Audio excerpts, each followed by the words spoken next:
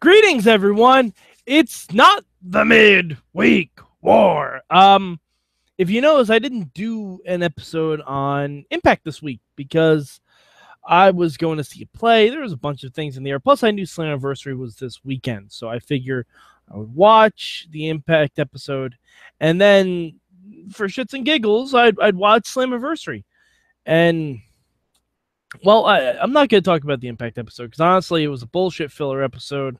Nothing really too good about it.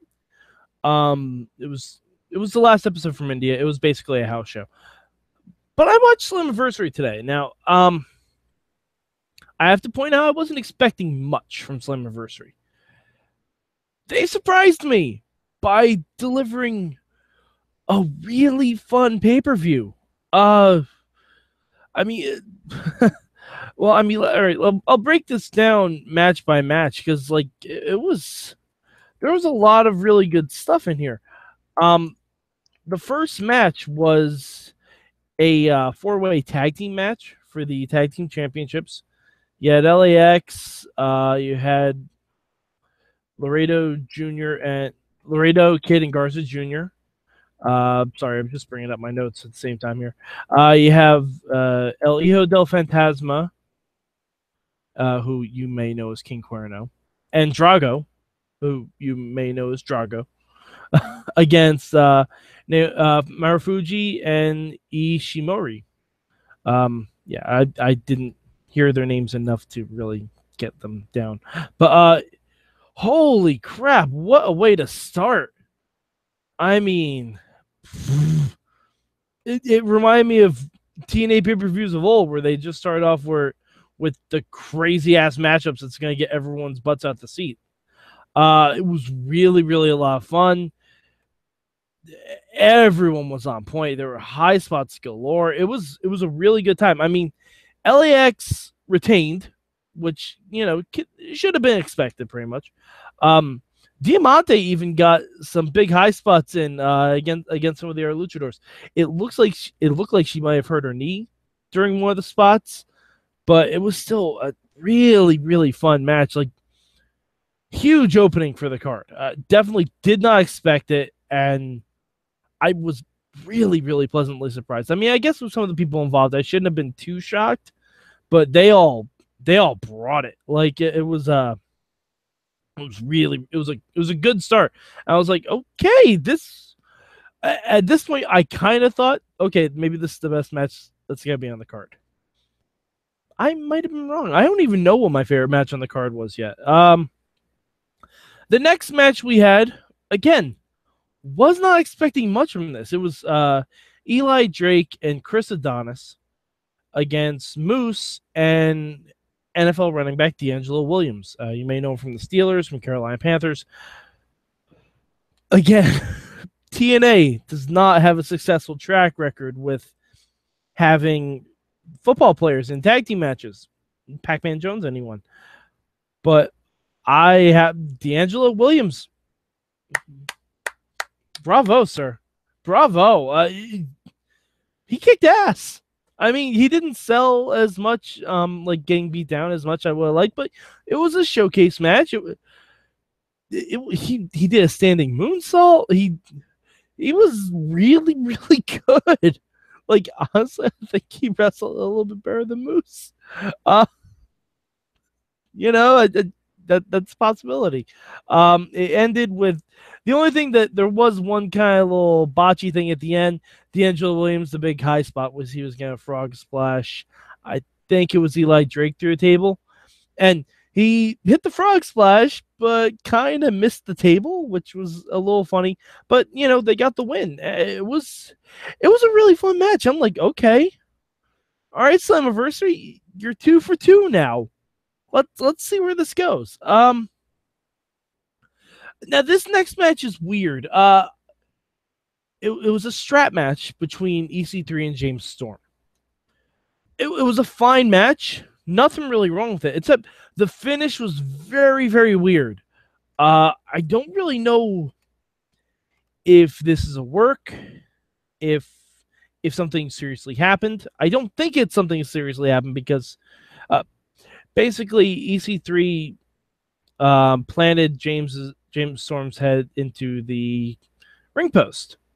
And Storm hit a last call super kick and then was going for a second one and kind of fainted. And it looked serious for a second. And then EC3 delivered like an angel's wings or like an elevated pedigree. I'm like, okay, everything's got to be okay. They wouldn't have done that if it was something super serious. But it was still a weird finish.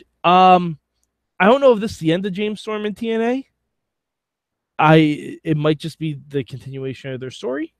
But it was a weird way to go for this match. But all right, and before I get to this match, I need to talk about the commentary. As you guys know, Jeremy Borash and Josh Mathews they had a match at Slammiversary, which we'll talk about in a few minutes. So they weren't on commentary, and on commentary tonight were Don West and Robert Flores, and I think they overall helped my enjoyment of the pay-per-view because it was such a fresh perspective on the world of TNA.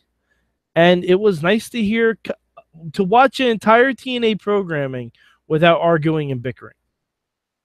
It was really pleasant to hear that. And I mean, as you guys know, commentary can help or kill a wrestling promotion. And honestly, I think the commentary really helped the show tonight. Not to say that the show was bad. The show was actually really good. Not perfect. I'll get to some of the low points in a few minutes. But yeah, it was really, really solid pay-per-view. So we go into the Joseph Park and Jeremy Borash versus Josh Mathews and Scott Steiner match. As you would expect, I didn't think that much of this match. But it kind of turned out to be an amazing love letter to the ridiculousness of TNA. They final deletioned it. I'm gonna say it. That's basically what they did. Like there was a little bit of in-ring stuff. Then there was some weird, like when Scott Steiner came, like there were some funny parts where Josh Mathews was wrestling Joseph Park and he couldn't like flip him over, like his strikes had no effect. And then when Scott Steiner came into the ring, they all fought to the back. And this is where shit got really weird. Basically, Joseph Park and Jeremy Borash are trying to run away. So Scott Steiner and JB and Mathews are chasing after them. Scott Steiner finds a golf cart and tells Josh to get in, says he's going to run their fat asses over, and chases after them with a golf cart. I think they get out of the golf cart, and the guy with the truck from the final deletion, I'm pretty sure that was him, I'm not positive. He stops and goes to give Scott Steiner a high five. Steiner pulls him out of the truck, and then they're chasing the guys with the truck. It's a really weird thing. Then they decide to split up. Josh Mathews chases Jeremy Borash into a pool, and Josh Mathews gets back body dropped into the pool by JB. Basically, Josh flipped over him to go into the pool, and Jeremy Borash did his little flipping cannonball thing into the pool. And as they're fighting in the pool, fucking Shark Boy shows up. Fucking Shark Boy. Goddamn real life Shark Boy in a pool with fake Jaws music shows up and goes after Josh Mathews. Honestly, I swear to you, I'm not making this up. This is not two truths and a lie. This really happened. It was great. And Joseph Park gets away from Abyss, gets away from Scott Steiner and runs him to Father James Mitchell of all people. And Father James Mitchell, looking demonic as all hell, he is holding Abyss's old masks, tossed it to Joseph Park and says, "Happy Slammiversary." It's fantastic. So, eventually Scott Steiner and Josh Mathews chase Jeremy Borash back to the ring. They take turns putting on a Steiner recliner. Shark Boy comes down to the ring to try to help JB and gets tossed aside. And then The Real Abyss comes out. It's fantastic with James Mitchell. Josh Mathews eats a black hole slam onto some thumbtacks, and I felt so bad. Like Scott Steiner gets taken out by Abyss. I believe they're fighting on the outside, and Josh Mathews, Jeremy Borash, goes for a splash off the top rope. The splash looks fine, but JB put his hands right into the thumbtacks, and you can tell he was not expecting to do that. Like, JB's hands are covered in thumbtacks. Like, Josh Mathews was wearing a shirt, so you couldn't tell how much damage he sustained with it. But Abyss and Joseph Park won. Abyss and Jeremy Borash won. And it was really fun. I can't explain it. I really can't explain it. The next three matches, the next match, again, this is a weird match because it's a mixed tag Full Metal Mayhem match. And I have to say, this match, I want more like this. Because it's Alicia and Eddie Edwards, Alicia better known as Nevaeh on the indie scene, against Angelina Love and Davey Richards. They beat the shit out of each other. Like, all four of them. Just, like, you had Angelina Love going after Davey, you had Alicia going after Eddie. Strike that, reverse it. But Angelina Love going after Eddie, Alicia going after Davey, vice versa. It was really a lot of fun. Very brutal. Like, some of the spots just looked like they hurt a whole lot. They even brought more thumbtacks out for this match.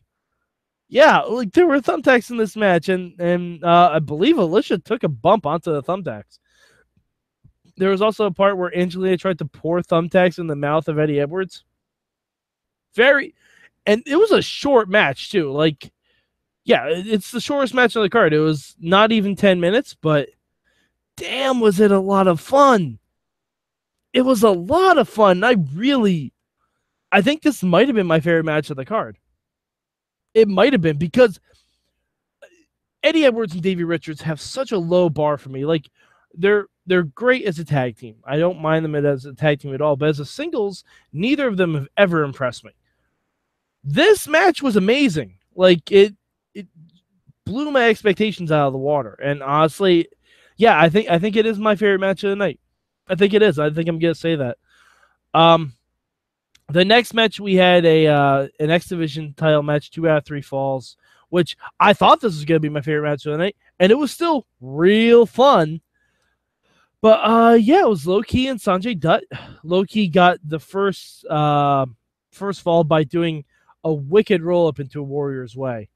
It was really, really nice. And the second fall, it was all right, not too bad. But then Sonjay Dutt did like a moonsault double stomp out of, like, almost like a bridging German thing from the Tree of Woe to get the final fall. And I could watch those two guys fight forever. I mean, you know, I talked a lot about Sonjay Dutt and Ki on the indie episodes. This is more of the same of that. It was really, really great. The next match was Sienna going against Rosemary for the unification of the women's style and the knockout style. Rosemary came out to a really weird entrance that kind of looked like Finn Balor / Undertaker demon people. It was very weird. But you had the standard Laurel Van Ness interruption, which is always welcome. Allie came out with a kendo stick, which was just... Allie chasing Laurel Van Ness out with a kendo stick is something I want on a GIF. Internet, please and thank you. But this was a standard match with the two of them, pretty much. But the finish was really cool. Rosemary was going for the mist. Sienna covered her mouth, so Sienna didn't get misted. And Sienna even sold that the mist was burning her hand. So what does Sienna do? She rubs the mist in Rosemary's eyes, which such a cool spot. I know we've seen this before, people who have missed, but it's just it's still very, very effective. And Sienna got the win by putting on a Dragon Sleeper with the misted Rosemary. And Sienna is your first GFW Women's Knockouts champion. I don't know what we're calling them, but unified champions. It'll be interesting to see how they address all these title unifications on the next Impact Wrestling or Global Force Thursday Night Spectacular, whatever we're calling it. I don't know, because I'm pretty sure TNA is actually dead. But now we get to the main event. And the main event, this is where I kind of feel like the show fell off. It's Alberto Patron, the GFW title, out to the ring with his father, Dos Caras, who is very cool, going up against Lashley, the Impact World Champion, with King Mo. No one really cares at ringside. And it was a fine match. There's nothing actually wrong with the match. But, and this is something I've been harping on since Alberto came back to WWE. His new finisher, the little double stomp thing, it doesn't make for a good match. It never has.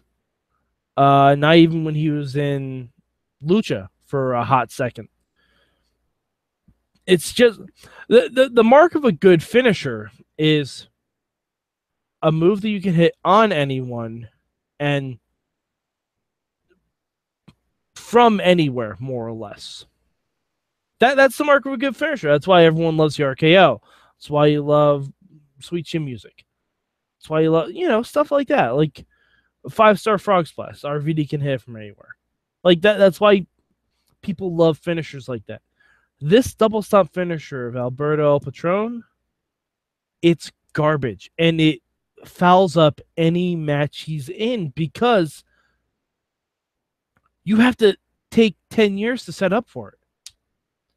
Like, Lashley has been this unstoppable juggernaut champion, and he's made to look a fool by just like teetering between the top and middle rope while holding on to it, waiting for the double stomp to happen.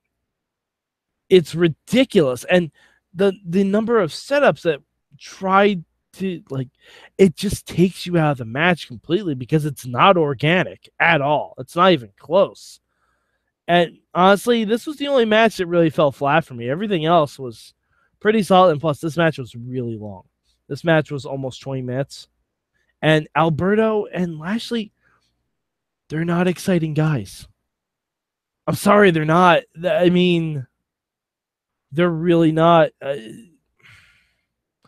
I wish that we could have had anyone better to do this unification match, or like had a third person involved.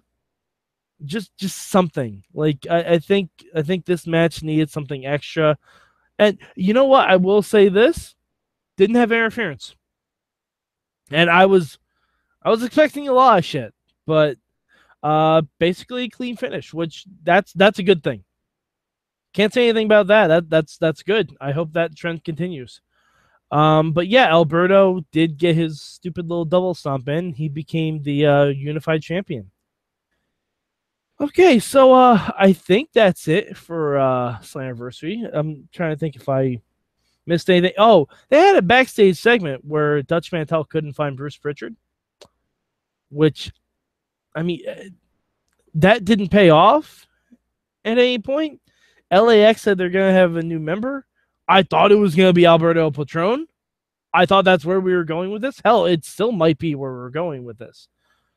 But yeah, it was weird. It was but the show overall, I know I normally don't say this, but I'd watch it.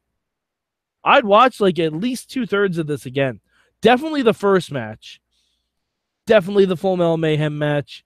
And just for sheer enjoyment, like if you've ever watched TNA and you've heard how ridiculous it is, you need to watch the Abyss, Joseph Park, Borash, Steiner, Josh Mathews thing. You have to watch it. It's really funny. It was good.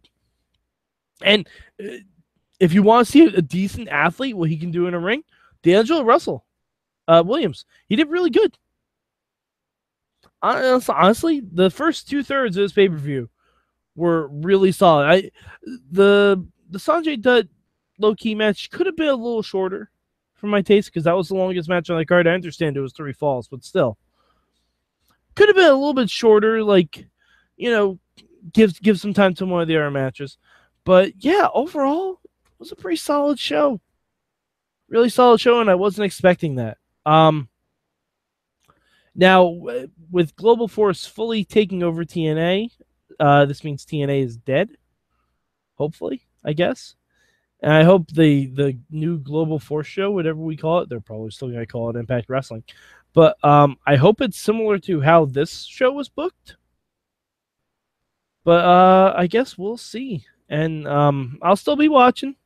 I'm not going anywhere. I'm still watching this, especially. And I know I'm gonna pay for saying this, but Slammiversary gives me hope for Impact or Global Force or whatever we're calling it. Global Impact. I'll call it Global Impact until they tell me otherwise. But Slammiversary gives me hope. I'm probably going to be proven wrong immediately. But yeah, at least for right now, for next week's episode, I have hope. And then I'm probably going to hear Josh Mathews and Jeremy Borash on commentary, and it's all going to go away. But yeah, so we'll catch you next time. And actually, before I wrap up, you can find me at Mad Mike on the Twitter machine. You can go to @Mayhem Show, look for the hashtag MM. I did live tweet Slammiversary a little bit. And also go on WrestlingMayhemShow.com. You can check out our Facebook group. We do a live show every Tuesday night, around about 10 o'clock, roughly when SmackDown ends on the West Coast. And it should be interesting because we're probably going to have some sort of crazy 4th of July stuff because free agent John Cena is coming back. So, yeah, we'll catch you next time. We're talking about Impact on the Midweek War.